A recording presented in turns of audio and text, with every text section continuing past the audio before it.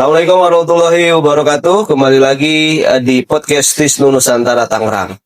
Sahabat Tisnu yang budiman dimanapun Anda berada, baik yang nontonnya di pagi hari, siang hari, ataupun sore, ataupun malam, telah hadir ya bersama kita, tamu yang selalu kita nantikan. Ya, kita sudah jauh-jauh hari mengundang beliau untuk bisa hadir ke podcast ini. Alhamdulillah pada hari ini beliau bisa hadir. Pada yang terhormat Ibu Perwita Suci MA, silahkan Bu diperkenalkan untuk para sahabat budiman Tisnu. Baik, terima kasih banyak Pak Riza atas undangannya. Saya speechless diundang di podcast Tisnu ini. Wah iya dong. Sebagai narasumber ya. Iya. Sebenarnya nggak narasumber ya Pak Riza, saya sharing aja sama Pak Riza ya. Barangkali ada sesuatu yang memang saya nggak tahu, Pak Riza lebih tahu kan bisa mungkin ya. Iya. Oke teman-teman, kenalin saya Perwita Suci. Saya dosen di Tisnu Nusantara, tapi lebih senior Pak Riza dosennya ya. Jadi mohon dimaklum kalau nanti ada hal yang mungkin keliru keluar dari mulut saya. Terima kasih banyak. Padahal lebih senior ini. Ini lebih senior. Saya kalau ketemu di luar manggil senior. Ya, pengalamannya luar biasa ya, apalagi di kancah politik ya khususnya karena Ibu sendiri memang praktisi di politik pemikiran politik Islam ya, termasuk kayak agenda-agenda yang sebelum-sebelumnya pernah jadi supplier dan bergelut di dunia itu ya Bu ya. Betul, memang beberapa waktu ataupun sejak saya selesai S1 itu memang saya sering ikut beberapa kegiatan-kegiatan politik, tapi bukan politik praktis ya, lebih ke akademisnya aja, kayak misalkan seminar tentang politik atau bahkan beberapa penelitian yang fokus di bidang politik juga biasanya saya pernah ikut. Kalau pernah menjadi surveyor tuh surveinya itu part of penelitian gitu, jadi bukan survei semata-mata untuk partai atau apa itu enggak, tapi memang kita meneliti sesuatu hal dan itu butuh melakukan survei gitu. Wih, luar biasa Bu ya. Sampai saat ini sudah kemana aja nih Bu? Ngomong ya. Kemana aja Pak Jeli? Penelitian kayak gitu. Insya Allah paling jauh sih sampai ke US ya. Yes, luar biasa. Paling jauh. Itu Presiden Trump yang ngundang. Oh bukan. Balik lagi, nah saya tuh nggak main di politik praktis tapi lebih ke akademis. Jadi waktu itu memang karena ikut summer camp aja di beberapa kampus di US gitu. Itu waktu S2 tuh Bu? Waktu saya S2 ya. Jadi summer campnya ke US. Iya. Ketemu beberapa tokoh di sana? Atau dengan mahasiswa aja? Lebih ke saya pernah joining satu kelas di sana, cuma memang nggak full ya karena kan memang itu konsepnya hanya saya sekedar datang untuk menghadiri international conference di sana. Gitu. Jadi ya saya hadir terus mau presentasikan waktu itu draft tesis saya yang saya presentasikan di sana. Berapa orang tuh kalau boleh tahu? Apanya tuh? Waktu ke US sana? Kalau dari kampus saya cuma saya sendiri, cuma ada beberapa dari kampus lain juga ada. Join penelitian gitu atau gimana tuh? Apa emang ada lembaga yang memang memfasilitasi atau gimana tuh prosesnya? Join lembaga sih enggak ya. Jadi kita masing-masing kampus itu kayak kebetulan prosesnya itu pertamanya saya memang daftar ke international conference itu. Nah, keterimalah penelitian saya untuk dipresentasikan di conference tersebut. Ya, maka saya mendapatkan grant untuk pergi ke sana. Dan yang daftar international conference dari Indonesia ternyata bukan hanya dari kampus saya aja, tapi juga ada dari beberapa kampus lain. Ya, kita ketemu di sana. Sebelumnya juga saya nggak kenal sama peserta-peserta lain. Oh, jadi memang ada beberapa kampus di Indonesia yang juga summer camp juga di sana. Ikut international conference-nya. Kalau summer camp-nya enggak. Oh enggak. Kalau summer camp itu terpisah. Conference-nya ya. Iya, conference-nya aja yang ikut. Luar biasa Bu ya, keren sekali Bu ya. Makanya kita juga bersama tim tadi udah dialog apakah bukan kita jadi kesini kita coba kan. Maksudnya kan kita mati ya gitu. Akhirnya nggak jadi kan atau ada kendala apa-apa. Kita konfirmasi lagi, alhamdulillah pemerintah bisa hadir pada hari ini ya. Memang menarik tuh Bu ya tentang tadi bicara Ibu tentang salah satu akademisi yang bergelut dalam dunia politik ya. Betul. Apalagi tema sekarang nih Bu ya yang akan kita tarik adalah bagaimana presidensial threshold kemudian juga parliament threshold.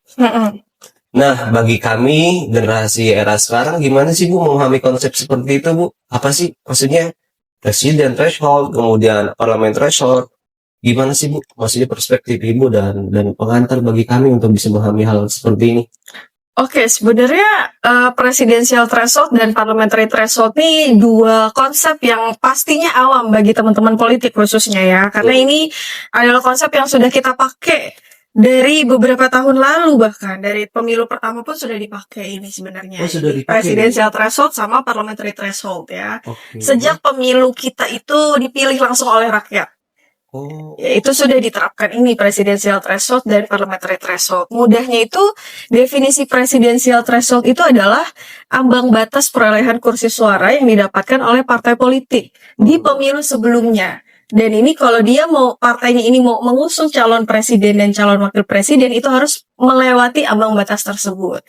Ya, jadi mudahnya presidensial threshold itu ambang batas untuk pencalonan presiden dan wakil presiden. Kalau parliamentary threshold berarti ambang batas untuk pencalonan, ambang batas untuk anggota DPR ini lolos masuk ke parlemen. Gitu. Oke, Ya. menarik tuh Bu ya. Apa yang menjadi hal yang sangat signifikan Bu buat apa presiden threshold ini Bu? Ya, dan presidensial threshold tuh kan ada angkanya ya. Nah, Iya. ambang batas sekarang itu kan 20% kursi DPR atau 25% suara sah nasional pada pemilu legislatif sebelumnya. Jadi kalau presidensial threshold itu dihitungnya dari perolehan kursi DPR yang didapat oleh partai. Gitu. Jadi kalau misalkan sekarang kan 20% nih kursi DPR atau suara sah nasional. Iya. Kalau misalkan ada satu partai, misalkan Pak Riza punya partai nih. Iya. Nah, partai Saya Pak Riza punya partai kebangsaan masyarakat. Oke. Iya. Misalkan namanya Partai Kebangsaan Masyarakat ya. Nah, baru nih partainya muncul di Iya. tahun 2019 misal. Nah, karena partai ini dianggap oleh masyarakat itu bisa mengayomi masyarakat, bisa merepresentasikan suara masyarakat, akhirnya misalkan kita contoh di 2024, contoh. Contoh. Di pemilu 2024 partainya Pak Riza ini mendapatkan suara itu hampir 20% kursi di DPR. Ya, 20% kursi di DPR dapat nih partainya Pak Riza. Nah, di tahun 2029 nanti, Iya. partai Pak Riza itu bisa mengusung capres atau cawapres tunggal. Jadi, tanpa koalisi pun, partai Pak Riza sudah bisa mencalonkan presiden atau wakil presiden. Tapi kalau sebelumnya Gitu. belum bisa tuh Bu. Belum bisa, karena kan yang dihitung itu pemilu yang sebelumnya. Jadi, kalau 2019 kan baru jadi partai, Iya. terus abis itu suaranya dapat 20% Oke. kursi DPR atau 25% suara sah nasional. Dan habis itu dia masuk tahun 2029-nya baru boleh mengusung kandidat presiden dan wakil presiden. Nah, kalau tidak sampai 20% kursi DPR atau tidak sampai 25% suara sah nasional, itu partainya tidak bisa mengusung capres dan cawapres Oh, gitu. tunggal, tapi harus koalisi.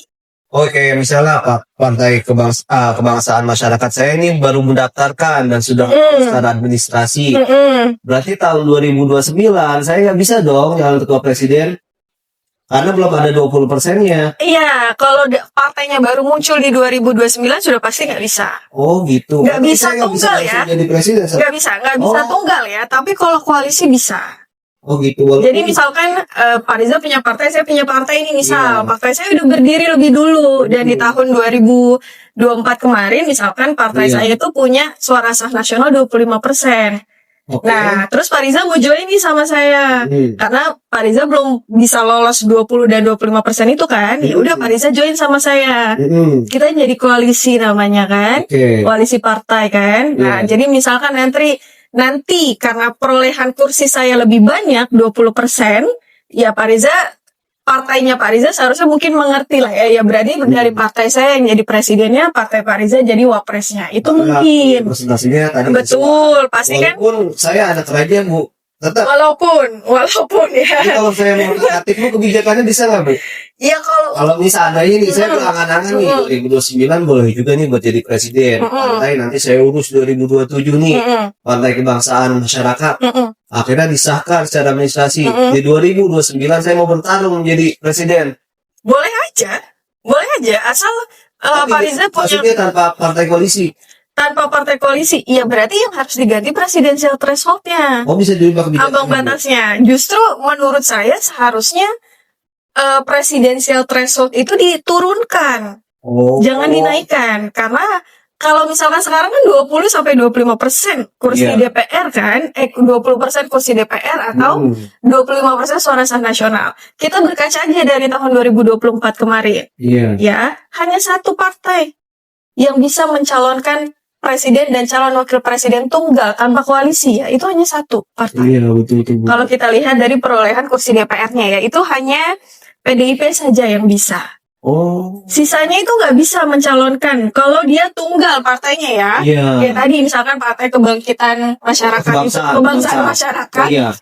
mau nyalonin sendiri nggak bisa karena Bisa. nggak sampai 20%. Berarti saya harus gabung ke PDIP, Bu. Betul, kalau mau joining ya, makanya hasilnya yang terjadi di tahun 2024 kemarin, koalisinya tuh banyak yang membengkak gitu loh. Oh. Banyak yang membengkak karena kenapa? Karena memang partainya ini nggak bisa untuk mencalonkan sendiri. Oke. Ya, sementara Menarik. di kebijakan kita itu kan harusnya membebaskan atau setiap warga negara itu berhak untuk memilih dan dipilih. Oke, Memilih dan dipilih, dipilihnya ini kan masuk kepada dia mau jadi calon anggota legislatif kah? Atau dia mau jadi calon kepala daerah kah? Atau dia mau jadi calon presiden atau bahkan wakil presiden. Oke. Itu yang sedikit agak Rancu ya. istilahnya Aku. terdistraksi. Oh. Hal itu terdistraksi dengan adanya presidensial threshold yang sangat tinggi ini, karena ya tadi aja buktinya kita lihat partai-partai besar aja misalkan Demokrat atau PAN itu nggak bisa mencalonkan di tahun 2024 tanpa koalisi ya. Iya. Ya, akhirnya betul. menyebabkan satu kandidat capres cawapres itu pasti koalisi partainya besar ya, kita tahu lah ya kan. Kemarin kan koalisinya besar tuh, ada misalkan capres cawapres nomor urut 1 itu koalisinya ada 3 Partai ya, besar semua, Bu ya. ada partai Nasdem, ada PKB dan PKS kan. Oke. Nomor urut 2 itu lebih banyak lagi koalisinya. Makanya disebut koalisi gemuk biasanya teman-teman politik nyebutnya ya. Iya. Ada Gerindra, ada Golkar, Demokrat, PAN, PSI dan sebagainya. Dan nomor 3 juga sama, meskipun PDIP bisa berdiri sendiri, cuma Iya. logikanya nih, kalau dia hanya mengandalkan suara dia sendiri, nanti basis pemilihnya nggak ada. Oh iya sih, Gitu Bu. kan. Ya, Iya. Pak Risa boleh aja misalkan partainya lolos nih, Iya. 20% kursi DPR atau 25% suara sah nasional. Tapi nanti ketika mencalonkan, ya pemilihnya itu aja kan. Oh, Nggak bisa merangkul basis pemilih yang lain gitu. Nah, makanya tujuannya koalisi itu ya supaya dia bisa memenangkan suara masyarakat yang lebih banyak. Oke, berarti kekurangan nomor 3 kemarin nih. Cadang. Gitu loh, makanya saya tuh Padahal saya nomor 3 loh, nomor 3. Karena udah berlalu kan? udah berlalu. Cuma kan Bu. ini lebih ke edukasi aja Edukasi, ya. ya. Untuk ke edukasi aja. Karena ya guys. Justru mungkin seharusnya menurut saya ya Pak, harusnya presidensial threshold itu diturunin. Oh gitu. Jangan 20%. Ya udah cukup aja 10% gitu misalkan dari Oke. suara sah nasional atau perolehan kursi di DPR. Karena supaya apa? Supaya kandidatnya banyak. Kenapa Oke. kandidatnya banyak? Agar tidak ada koalisi yang gemuk.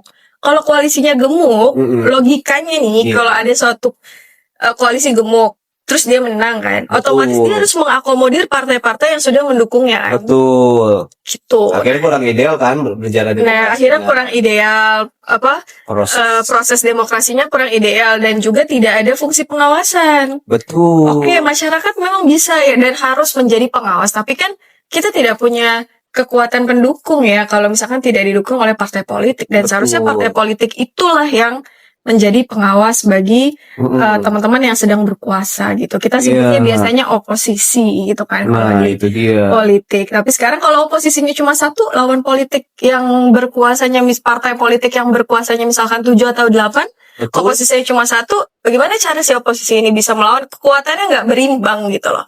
Iya. Seharusnya berimbang. Iya, jadi nggak ada pengawasan, Bu ya. Betul. Jadi demokrasinya kurang ideal. Jadi ya cukup bisa kita lihat lah kayak gitu ya. Kurang lebih. Iya, Oke. jadi balik lagi Menarik, karena untuk edukasi Iya. ya, jadi seperti itu ya teman-teman. Betul. Itu mudah sekali sebenarnya memahami Betul. presidensial threshold itu Betul. sekedar batas untuk teman-teman partai politik itu bisa mencalonkan capres dan cawapres. Mirip lah seperti misalkan kita kenal sama orang nih, kalau kita mau dia mau masuk circle kita masih punya threshold kan. Betul. Atau punya ambang batas. Betul. Satu Dia- frekuensi nggak? Nah, dia orangnya nggak asik, nggak masuk threshold nih, Iya, lolos threshold. mandi, jangan mandi. Misalkan gitu kan. Itu sih. Aduh. Udah Betul, nih, betul, dia betul. gak lolos threshold kita, Betul. bisa masuk circle kita deh, Nah, gitu. iya. Mudahnya sih gitu aja. Threshold tuh Betul. ambang batas ya. Kalau presidensial berarti ambang batas untuk partai Presiden. politik mencalonkan capres cawapres. Nah, kalau Oh, parliamentary berarti ambang batas suara DPR itu bisa masuk atau mendapatkan kursi di DPR. Oke, ada yang menarik nggak Bu terkait tentang 2024 kemarin? Apa ada case yang terjadi tentang? Kalau presiden kan tadi kita udah bahas ya bagaimana tentang koalisi gemuk itu terjadi Iya. dan akhirnya teman-teman bisa lihat berapa banyak Presiden Prabowo baru dalam jangka waktu 2 tahun ini berapa kali dia mereshuffle kabinet, Oke, ya kan? Dan padahal memang reshuffle itu balik lagi ya, itu hak prerogatifnya presiden. Mau dia ganti seminggu besoknya ganti ya terserah. Cuma kan kita sebagai rakyat harusnya peka gitu loh. iya. Ini diganti ada unsur apa? Apakah ada KPI yang misalkan tidak Mm-mm. bisa dilakukan oleh yang lama gitu, maka akhirnya di reshuffle. Nah, kalau yang kita lihat kan orangnya itu lagi gitu loh. Iya. Lebih kayak konteksnya lebih kayak politik ya, Iya, mengakomodir betul. kepentingan, bukan karena memang dia ahli di suatu bidang terus dia dijadikan dijadikan satu pimpinan di lembaga-lembaga pemerintah gitu kan, nggak seperti itu ya. iya. Tapi lebih ke mengakomodir kepentingan ya. Iya. Saya sih merasakan, saya paham lah bagaimana rasanya ya. Gimana lah Gimana tuh? kalau ya sekarang logikanya misalnya Pak Riza ini jadi presiden, Iya. dulunya diusung dengan banyak partai, Iya, termasuk betul. partai saya lah misalkan. Mm. Nah, Pak Riza tidak mau akomodir partai saya nih, Nah, otomatis saya akan marah kan. betul. Lah, marah itu kan bisa dengan banyak cara. Iya. Bisa misalkan saya mengungkapkan kekesalan saya, misalkan saya mencoba untuk menurunkan Pak Riza secara paksa, kan itu Iya. bisa aja terjadi. Atau misalkan saya gabung dengan pihak oposisi. Iya. Bisa aja. Nah, sebagai seorang yang berkuasa, Pak Riza harus menjaga agar Betul. tampuk kekuasaan Pak Riza ini secure. Bagaimana secure-nya? Jadi Ah. akomodir orang-orangnya. Nah, itu yang Saya- sekarang sering banyak terjadi tuh seperti itu. Itu penyebab dari koalisi gemuk tuh begitu. Oh gitu. Tapi kira-kira pandangan Ibu, saya cukup berkualifikasi, standarnya kualifikasinya cocok nggak jadi presiden? Belum mungkin ya. Belum ya? Belum. Karena kan secara usia berapa? Saya sih Ada pengen. minimalnya. Iya, Usia saya sih- menjadi presiden kan. Kalau boleh nih ya. Kalau boleh ya, sebelum 40. Karena bagi seorang kan di 40 ya. Iya. Gitu. Iya. Katanya, saya sih nggak tahu ya, tapi ya kita nggak tahu kan jalan takdirnya ya. Bisa aja kalau memenuhi persyaratan menurut saya bisa. Apalagi kalau misalnya punya partai besar ya dan ada punya kekuatan rujukan. Iya. Ya kan pasti kita semua tuh punya kekuatan rujukan, termasuk capres cawapres kemarin kan pasti punya kekuatan rujukan semua. Maksudnya siapa sih orang yang merujuk kita untuk ada di posisi seperti itu? Siapa yang merekomendasikan lah bahasa mudahnya? Oke. Mirip kayak teman-teman mahasiswa misalkan mau daftar beasiswa kan pasti Yes. butuh rekomendasi kan? Nah, Nah, beda nih rekomendasi yang saya keluarkan sebagai dosen dengan rekomendasi yang dikeluarkan oleh profesor. nah, Pasti kan beda, akan lebih kuat Yes. rekomendasi yang dikeluarkan oleh Yes, profesor. Nah, betul. itu yang disebut dengan kekuatan rujukan kalau di kita. oh, Kalau di politik, kalau di kekuatan politik. rujukan. Kekuatan rujukannya siapa dulu? Ya, Iya, kalau kekuatan soalnya rujukannya biasanya bahasa lapangan saya kalau ada yang kenapa-napa nih sakit nih, minta kekuatan rujukan melalui orang Ya. yang Nah, itu kan mirip kayak gitu ya. kayak gitu. Tergantung siapa yang kasih rujukannya. Ya kalau misalkan kita minta rujukannya sekedar ke ketua RT kan pasti kadang ya nggak ditangani sama pihak yang berkewajiban kan. Tapi kalau misalkan kita rujukannya menteri, nggak mungkin nggak ditangani. Itu dia, Bu. Gitu. Padahal kesehatan seharusnya kalau ini kan apa sih namanya tuh? Apa? Ya, harusnya nggak memandang tentang status itu ya. Betul kan tergantung Kesehatan. Tapi ini bicara bagaimana. tentang bagaimana politik berpengaruh dalam fungsi sosialnya. Berpengaruh banget loh teman-teman. Jadi menurut saya penting bagi kita meskipun masyarakat yang terkesan jauh ya dengan sistem perpolitikan sekarang atau sistem pemilu sekarang, ya justru itu yang menjadikan kita nih masyarakat ini harusnya punya power lebih karena kita negara demokrasi. Beda dengan kalau negara-negara otoriter ya, itu pasti berbeda ya. Kita sebagai masyarakat ya ikut aja following, tapi kalau di negara demokrasi seharusnya tidak begitu. Oke, harusnya seperti apa Bu perspektif Ibu yang ideal? Iya, seharusnya kita sebagai masyarakat pertama well educated ya, atau at least kita tahu apa sih yang terjadi di dunia kita saat ini. Meskipun kadang efeknya itu tidak langsung. Banyak teman-teman muda ataupun Gen Z sekarang itu mereka nggak suka bahas politik mungkin karena mereka beranggapan nggak ada direct effect atau efek langsung ke mereka. Misalkan nih mereka mau pilih calon yang mana, nggak ada direct effect ke mereka. Yang mereka rasakan misalkan dengan pilih calon B atau calon C, itu bisa jadi merubah kampus mereka menjadi lebih enak kan? Enggak. Tidak ada direct efeknya memang, tapi efek jangka panjangnya banyak. Gitu, kayak misal banyak teman-teman yang mengeluhkan misalkan uang kuliah mahal dan sebagainya. Nah itu kan kenapa uang kuliah jadi mahal, itu kan banyak side effect-nya juga gitu loh. Nggak hanya dari karena kampus semata-mata pengen ngemahalin uang kuliah, ya pasti enggak. Gitu kan ya, karena memang misalkan harga sekarang untuk kehidupan itu menjadi lebih mahal dan sebagainya, terus mungkin inflasi, dolar makin naik. Kan berpengaruh Bu ya. Iya, makanya nah yang bisa menentukan kebijakan itu kan bukan masyarakat secara langsung.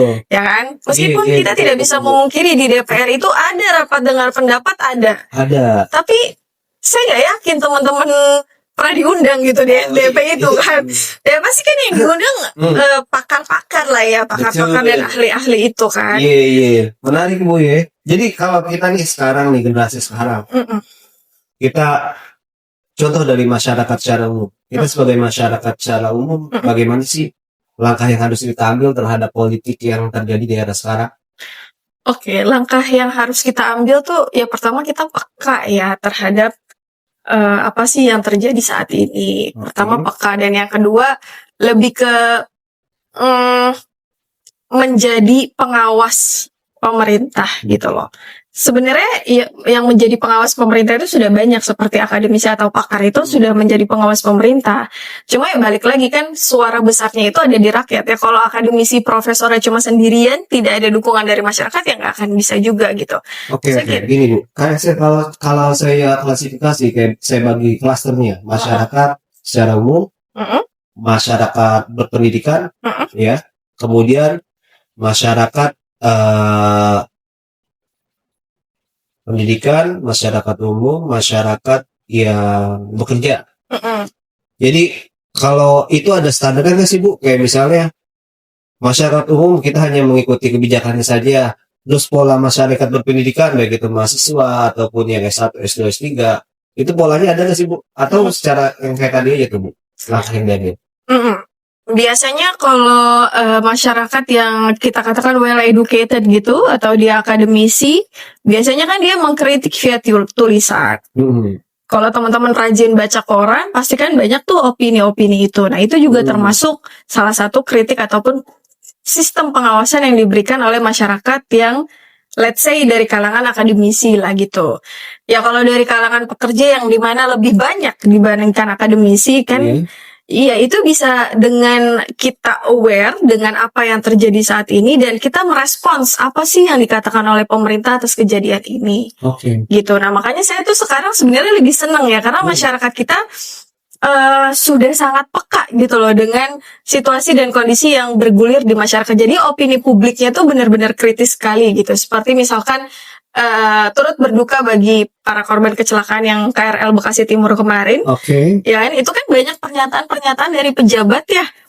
Beberapa menyatakan A, beberapa menyatakan B, dan ada juga yang menyatakan tidak sesuai dengan fenomena yang terjadi gitu. Kayak seperti pertanyaannya apa, solusinya yang dikasih apa, nggak nyambung gitu ya.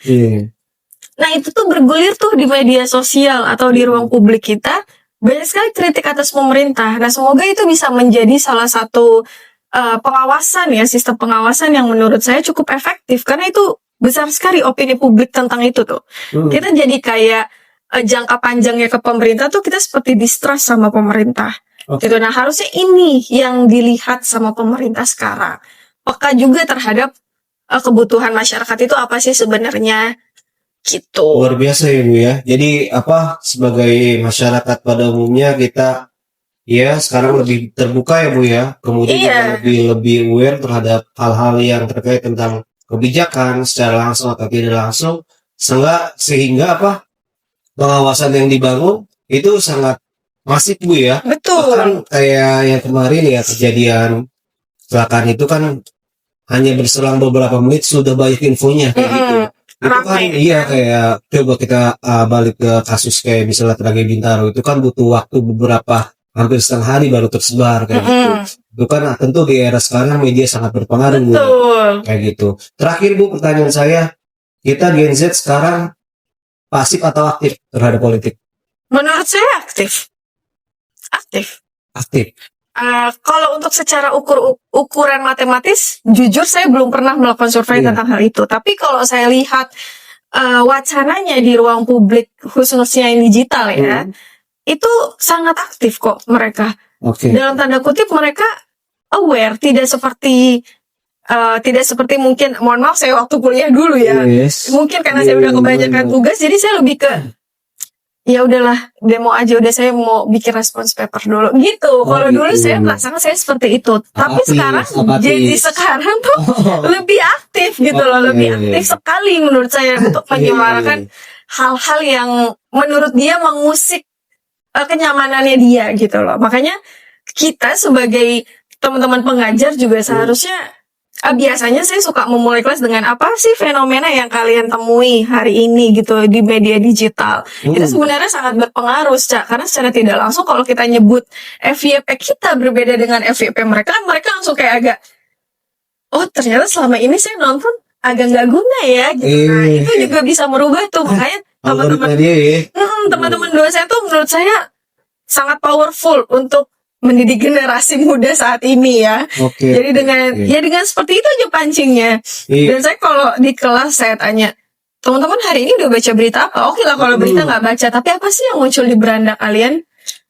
Sekarang udah nggak jauh dengan FYP saya gitu ya. Mungkin karena mereka juga sering diskusi dengan temennya, dan akhirnya saya senang itu menjadi opini publik gitu loh. Nah, opini publik tuh bisa menjadi salah satu sentilan lah dari masyarakat buat pemerintah. Untuk yang masih pasif itu Bu, gimana itu Bu? Untuk yang masih pasif, ya pertama dengerin podcast Tisnu dulu deh, biar ini ya, maksudnya biar setidaknya ada ketertarikan terhadap dunia politik. Ada ketertarikan terhadap dunia politik. Apalagi mau gabung partai kebangsaan seperti ya. Kita dukung ya, semoga jadi partainya. Gitu. Iya, bisa jadi dengan hal kayak gitu. Banyak kok teman-teman yang sekarang mengeluarkan kata-kata politik yang susah dimengerti itu dengan bahasa bayi, sehingga teman-teman yang lain yang memang mungkin tidak berada di jurusan politik pun bisa lebih mudah mengerti. Makanya tadi saya bilang ya mirip lah presidensial threshold dan parliamentary threshold tuh kayak gitu. Itu sekedar ambang batas. Kayak misalkan kita mau terima temen nih, temen nih mau masuk circle kita, threshold kita segini ya, kalau dia nilainya segini otomatis nggak terima. Kalau dia nilainya di atas ya berarti dia keterima. Gitu aja, mudah sekali.